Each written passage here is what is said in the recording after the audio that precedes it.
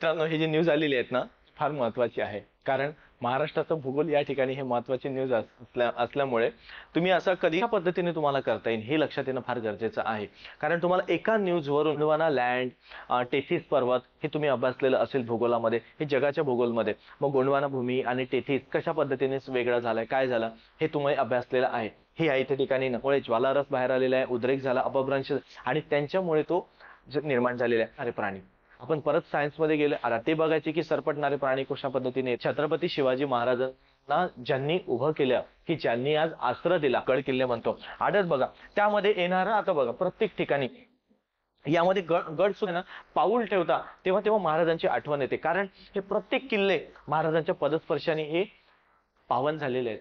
मित्रांनो, हे लक्षात घ्या, हे जे गड किल्ले आहेत ना, हे मद्दा किल्ला आहे, हे सुद्धा विचारलेला आहे प्रश्न तुम्हाला. हा एक. त्यानंतर येतो आपण येतो सह्याद्री मधला